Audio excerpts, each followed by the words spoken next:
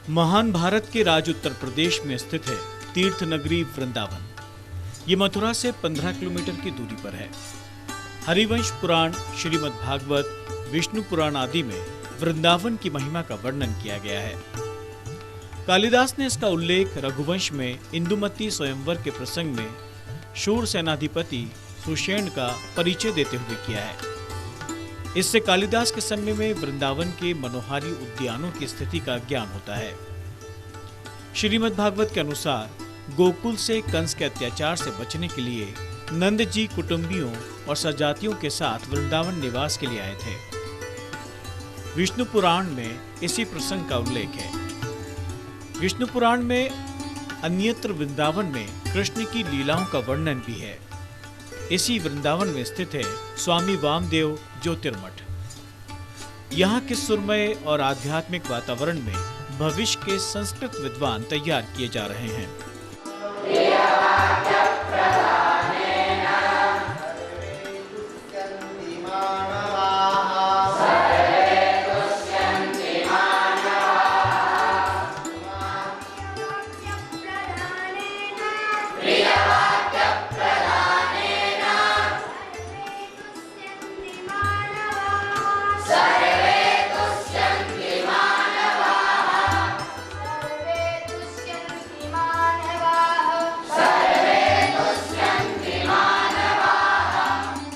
संस्कृत का इतिहास बहुत पुराना है। वर्तमान समय में प्राप्त सबसे प्राचीन संस्कृत ग्रंथ ऋग्वेद है, जो कम से कम 2500 ईसा पूर्व की रचना है। संस्कृत भारत को एकता के सूत्र में बांधती है। संस्कृत का प्राचीन साहित्य अत्यंत प्राचीन, विशाल और विविधतापूर्ण है। इसमें अध्यात्म, दर्शन, ज्ञान, विज्ञान और साहित्य का खजाना है। संस्कृत भाषा का व्याकरण अत्यंत परिमार्जित एवं वैज्ञानिक है। बहुत प्राचीन काल से ही अनेक व्याकरणाचार्यों ने संस्कृत व्याकरण पर बहुत कुछ लिखा है, किंतु पाणिनि का संस्कृत व्याकरण पर किया गया कार्य सबसे प्रसिद्ध है। उनका अष्टाध्यायी किसी भी भाषा के व्याकरण का सबसे प्राचीन ग्रंथ है। संस्कृत को कंप्यूटर के लिए सबसे उपयुक्त भाषा माना जाता है। हमारे साथ इस समय श्री स्वामी अनंतदेव गिरि जी महाराज हैं, जो श्री स्वामी वामदेव ज्योतिर्मठ के अधिष्ठाता हैं और यहाँ सारा जो प्रकल्प चल रहा है उसके विषय में हमें जानकारी देंगे। स्वामी जी, मठ एक जो केंद्र है, यहाँ से क्या क्या प्रकल्प चल रहे हैं और आगे भविष्य की क्या क्या योजनाएं क्रियान्वित होने जा रही हैं? मैं पहले तो मठ की प्रारंभिक स्थिति के संबंध में आपको बता दूं।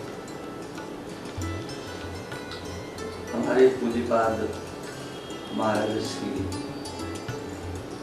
ब्रह्मलीन विरक्त शिरोमणि परम हंस स्वामी वामदेव पूरे देश में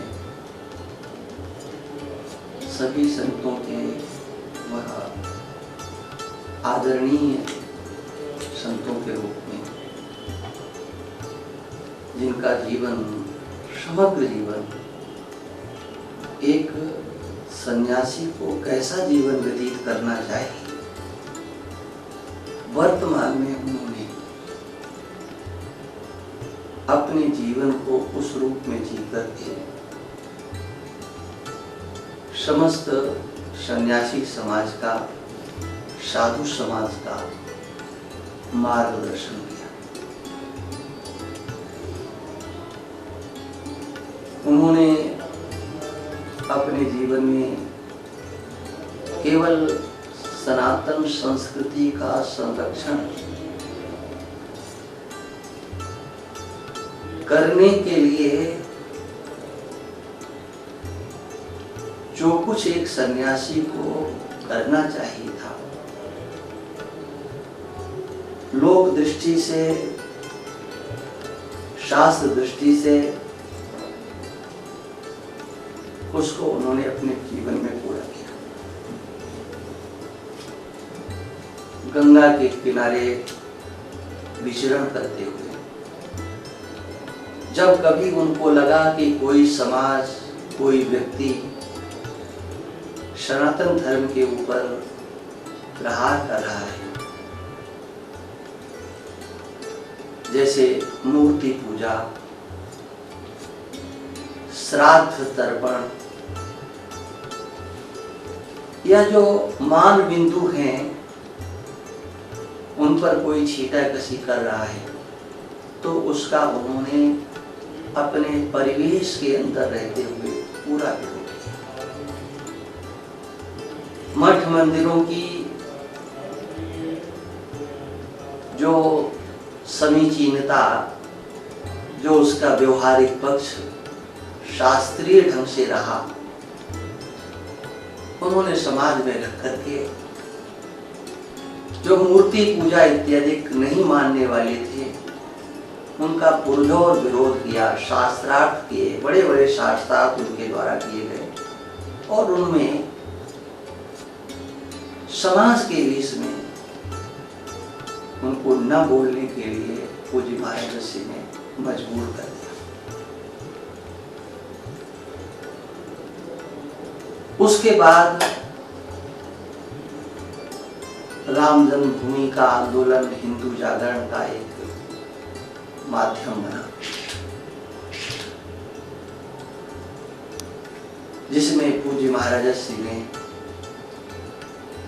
समग्र साधु समाज को उसमें जोड़ने की एक अहम भूमिका निभाई।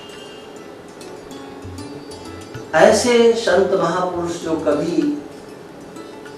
किसी सार्वजनिक मंच पर नहीं जाते, व्यवहारिक प्रपंच की चर्चा नहीं करते,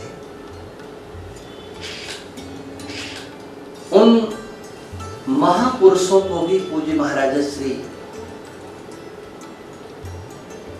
उन मंचों पर हिंदू संस्कृति के संरक्षण के लिए लेकर के आए। उनका कोई संकल्प नहीं था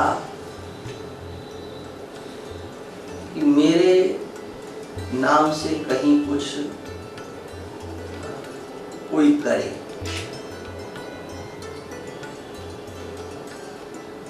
कोई उनका विचार नहीं था। यदि उनके अंदर कहीं भी किंचित मात्र कोई इच्छा दिखाई पड़ती तो उसको उनके जीवन काल में पूरा करना कोई मुश्किल काम नहीं था। जहां साधु समाज, जहां राजनीतिक वर्ग उनके मुखापेक्षी थे कि स्वामी जी कुछ कहें, लेकिन ऐसी कोई उनके अंतस्थ कोई भावना नहीं थी। मेरा नाम हो, कार्य करते हुए भी कभी पूज्य महाराज जी ने अपने को आगे करने का कोई प्रयास नहीं किया। संस्कृत भाषा की विशेषताओं को बताने के पहले आइए जानते हैं स्वामी वामदेव ज्योतिर्मठ के बारे में। यहाँ विराजते हैं महामंडलेश्वर श्री अनंत देवगिरी महाराज। देश के अनेक भागों में आपने चातुर्मास करके सनातन धर्म का प्रचार प्रसार तो किया ही है, आज के समाज में आध्यात्मिक मूल्यों की स्थापना के लिए जीवन पर्यंत लगने रहने का संकल्प भी लिया है। महामंडलेश्वर श्री अनंत देवगिरी महाराज के मार्गदर्शन में आज स्वामी वामदेव ज्योतिर्मठ में देश के विभिन्न भागों से आए बटुक संस्कृत भाषा के व्याकरण और इस देव भाषा के गुण रहस्यों को आत्मसात कर रहे हैं। सन 2002 में स्थापित संस्कृत विद्यापीठ से अब तक 300 से अधिक बटुक संस्कृत भाषा का अध्ययन कर भारतीय समाज को अपनी अमूल्य सेवाएं प्रदान कर रहे हैं। इनमें से अनेक छात्र भारतीय प्रशासनिक सेवाओं में जाकर राष्ट्र निर्माण में भी योगदान दे रहे हैं। यहाँ प्रातः से लगाकर संध्या काल और फिर रात्रि तक छात्रों के लिए कालचक्र निर्धारित किया गया है। मैं उत्तर प्रदेश के फतेहपुर जिला से आया हूँ। मैं यहाँ संस्कृत का गहन अध्ययन करने के लिए यहाँ पर आया हूँ, श्री स्वामी वामदेव ब्रह्म विद्यापीठम वृंदावन में। संस्कृति क्या है? मानव जीवन का मस्तिष्क है संस्कृति, जीवन दायिनी है संस्कृति। संस्कृति ही मानव जीवन को अच्छी प्रकार से संचालन करती है। संस्कार को ही संस्कृति कहते हैं। भारतीय संस्कृति में 16 संस्कारों का वर्णन बहुत अच्छी प्रकार से उनका विवेचन किया गया है।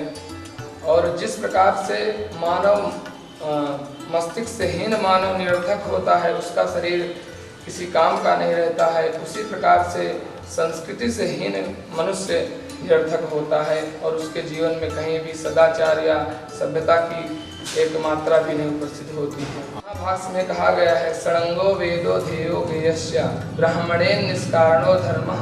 षडंगो वेदो ध्येयो गेयस्य, ब्राह्मण का निष्कारण बिना कोई कारण के धर्म है कि वह 6 अंगों सहित वेदों का अध्ययन करे।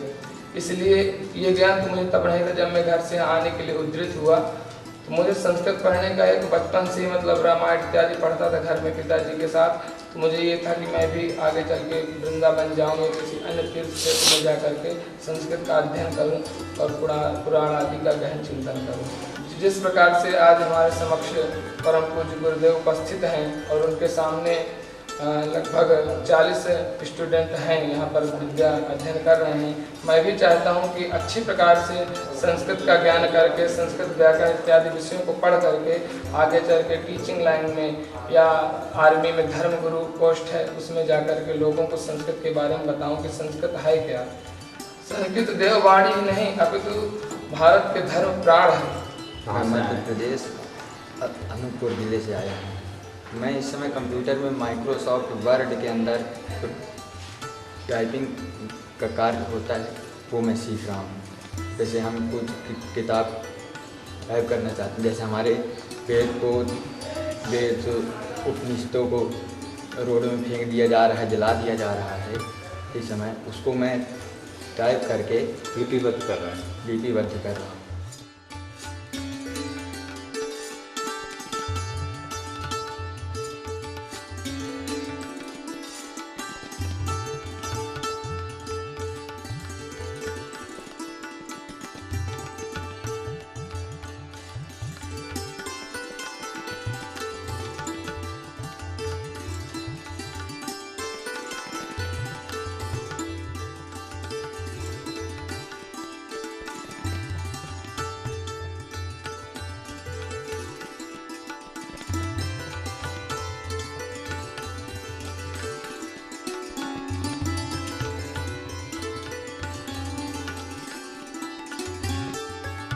ऐसा नहीं है कि बटुक सिर्फ संस्कृत भाषा का ही अध्ययन करते हैं। यहाँ उन्हें अंग्रेजी, विज्ञान, गणित, पर्यावरण जैसे महत्वपूर्ण विषयों को भी पढ़ाया जाता है।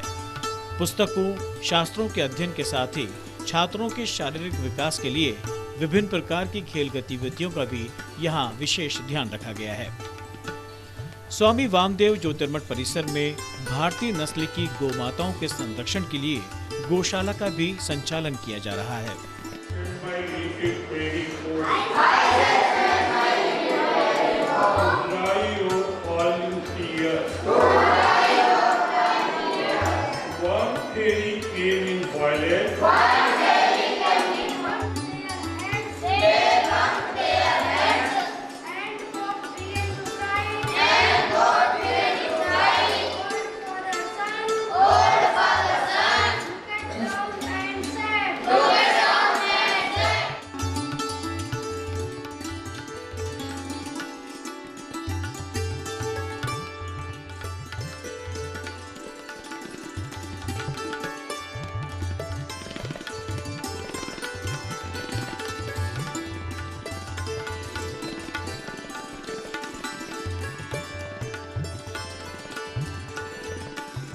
अब बताते हैं आपको संस्कृत भाषा की विशेषताओं के बारे में। संस्कृत विश्व की सबसे पुरानी पुस्तक वेद की भाषा है, इसलिए इसे विश्व की प्रथम भाषा मानने में कहीं किसी संशय की संभावना नहीं है। इसकी सुस्पष्ट व्याकरण और वर्णमाला की वैज्ञानिकता के कारण सर्वश्रेष्ठता भी स्वयं सिद्ध है।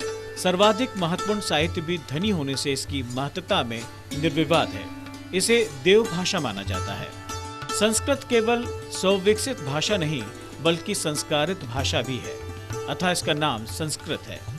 केवल संस्कृत ही एकमात्र भाषा है जिसका नामकरण उसके बोलने वालों के नाम पर नहीं किया गया है। संस्कृत को संस्कारित करने वाले भी कोई साधारण भाषाविद नहीं बल्कि महर्षि पणिनि, महर्षि कात्यायन और योग शास्त्र के प्रणेता महर्षि पतंजलि हैं। इन तीनों महर्षियों ने बड़ी ही कुशलता से योग की क्रियाओं को भाषा में समाविष्ट किया है। यही इस भाषा का रहस्य है।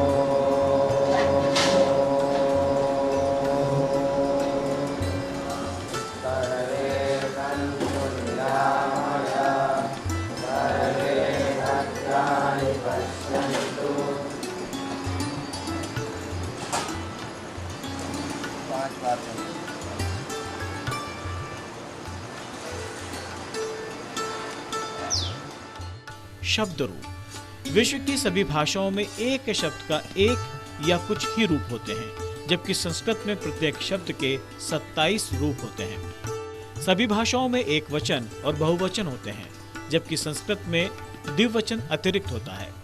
संस्कृत भाषा की सबसे महत्वपूर्ण विशेषता है संधि। संस्कृत में जब दो अक्षर निकट आते हैं तो वहां संधि होने से स्वरूप और उच्चारण बदल जाता है।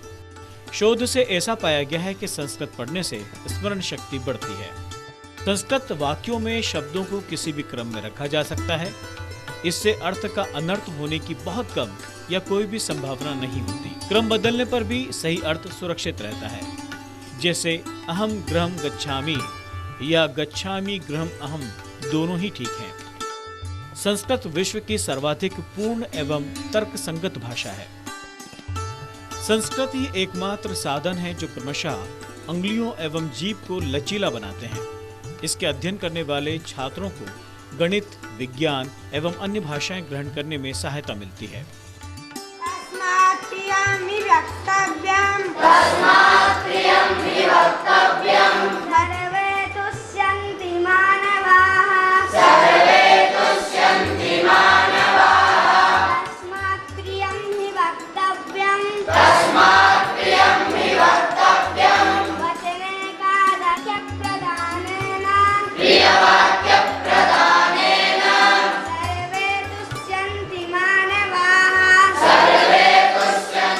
संस्कृत भाषा में साहित्य की रचना कम से कम 6000 वर्षों से निरंतर होती आ रही है। इसके कई लाख ग्रंथों के पठन पाठन और चिंतन में भारतवर्ष के हजारों पुष्ट तक के करोड़ों सर्वोत्तम मस्तिष्क दिन रात लगे रहे हैं और आज भी लगे हुए हैं। पता नहीं कि संसार के किसी देश में इतने काल तक, इतनी दूरी तक व्याप्त, इतने उत्तम मस्तिष्क में विचरण करने वाली कोई भाषा है या नहीं। शायद नहीं। दीर्घ कालखंड के बाद भी असंख्य प्रकृति तथा मानवीय आपदाओं को झेलते हुए आज भी 3 करोड़ से अधिक संस्कृत पांडुलिपियां विद्यमान हैं।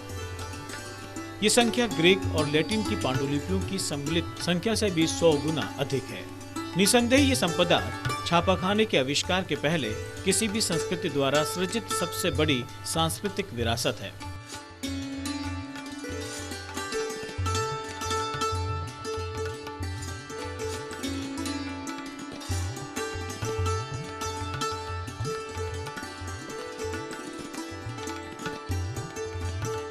हमारे इस श्री स्वामी वामदेव ब्रह्म विद्यापीठ को स्थापना सन 2002 में हुई थी। फाल्गुन शुक्ल पक्ष षष्ठी सन 2002 पूज्यपाद ब्रह्मलीन शिरोमणि परम श्री स्वामी वामदेव जी महाराज के निर्वाण महोत्सव के दौरान इस विद्यापीठ की स्थापना हुई थी। और प्रारंभ से लक्ष्य यही था कि भारतीय संस्कृति जो आज जिसके हालात अच्छे नहीं हैं, लुप्त होने के कगार पे है, उसको संरक्षण देने के लिए, संरक्षित करने के लिए और संस्कृत का एक आधुनिकीकरण हो। संस्कृत को हम लोगों ने मान लिया था कि केवल पूजा पाठ कराने वाली ही चीज़ है। जनरली लोग पांडित्य कर्म के लिए संस्कृत पढ़ते हैं, संस्कृत से भगे नहीं, संस्कृत की तरफ लोग आए, संस्कृत पढ़ने का मन बनाए। इसके लिए हम लोगों ने ये विद्यालय की, इस विद्यापीठ की स्थापना की थी। हमारे पूज्य महाराज श्री जो महामंडलेश्वर स्वामी अनंत देवगिरी हैं, जो विरक्त स्वरमणि श्री स्वामी वामदेव जी महाराज के परम कृपापात्र शिष्य रहे। पूज्य बाद वामदेव जी महाराज का जो जीवन काल रहा है ना, वो सनातन धर्म के प्रति समर्पित था। उन्होंने पूरे जीवन काल में अपने लिए आश्रम इत्यादि का कोई निर्माण नहीं किया, केवल सनातन धर्म के लिए उन्होंने अपना जीवन दिया। तो जो उनकी विचारधारा थी, उन्हीं की विचारधाराओं को संरक्षित करने के लिए और उनको आगे बढ़ाने के महाराज श्री ने देखा कि कौन बढ़ा सकता है। गली गली में जा करके तो हम लोग किसी से कहें कौन संस्कृत पढ़ेगा, कौन धर्मशास्त्र पढ़ेगा, कौन ज्ञान अर्जन करेगा। तो महाराज श्री ने विचार किया कि इसके लिए उपयुक्त है कि हम एक विद्यापीठ की स्थापना करें और महाराज श्री के जो विचार हैं उस विद्यापीठ के माध्यम से हम उन छात्रों के अंदर भरें जो हमारे सनातन परंपरा को आगे बढ़ाने में सहायक बने। तो ये समझ लीजिए कि ये उस पौधशाला की ये छोटे छोटे बिरवे, बहुत छोटे छोटे पौधे तैयार किए जा रहे हैं जो आगे चल करके सनातन धर्म को हमारे मार्ग प्रशस्त करने में सहायक बनेंगे। और आधुनिकीकरण का भी सहयोग इसमें जरूरी है, तो उसका भी कुछ ना कुछ प्रयोग किया जा रहा है ताकि बालक योग्यता को पहुंच सके कि सनातन संस्कृति क्या है, संस्कृत क्या है, वेद वेदांग क्या है।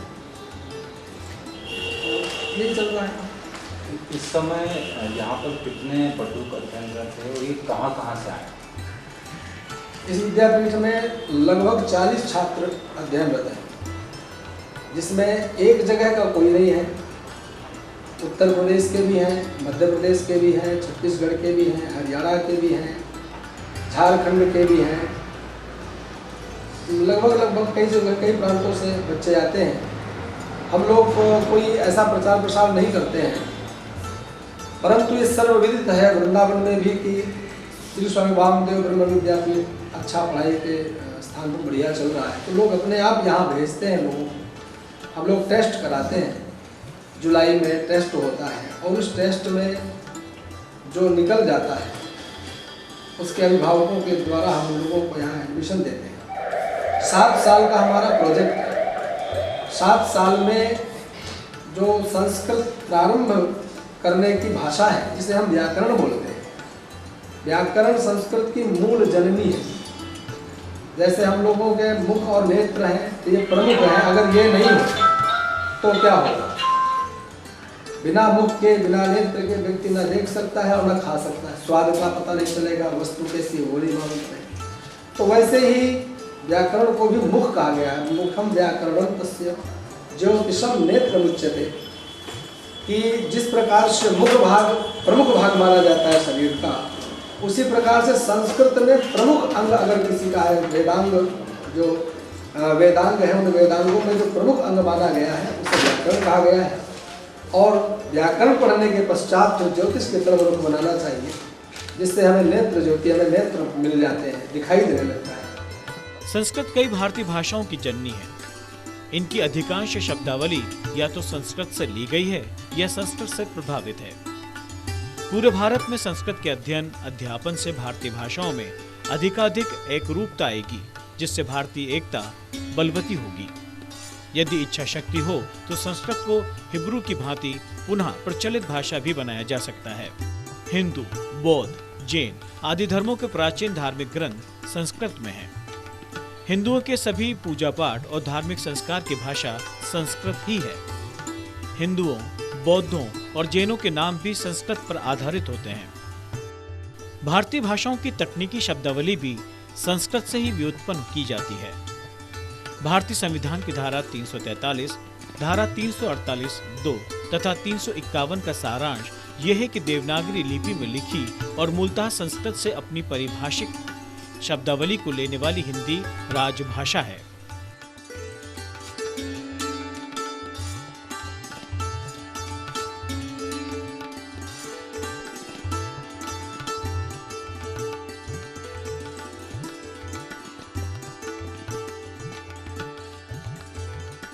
आधुनिक भारतीय भाषाएं जैसे हिंदी, मराठी, सिंधी, पंजाबी, नेपाली आदि इसी से उत्पन्न हुई है। इन सभी भाषाओं में यूरोपीय बंजारों की रोमानी भाषा भी शामिल है। संस्कृत में वैदिक धर्म से संबंधित लगभग सभी धर्म ग्रंथ लिखे गए हैं। बौद्ध धर्म तथा जैन मत के भी सभी महत्वपूर्ण ग्रंथ संस्कृत में लिखे गए हैं। आज भी हिंदू धर्म के अधिकतर यज्ञ और पूजा संस्कृत में ही होती है।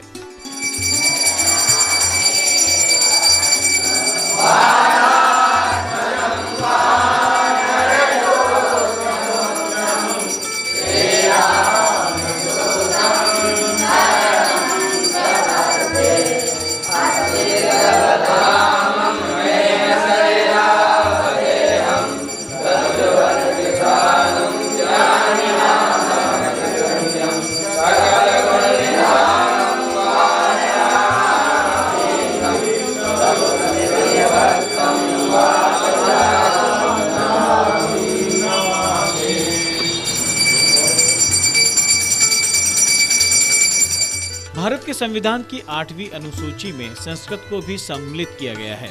संस्कृत केवल एक मातृभाषा नहीं है, अपितु संस्कृत एक विचार है।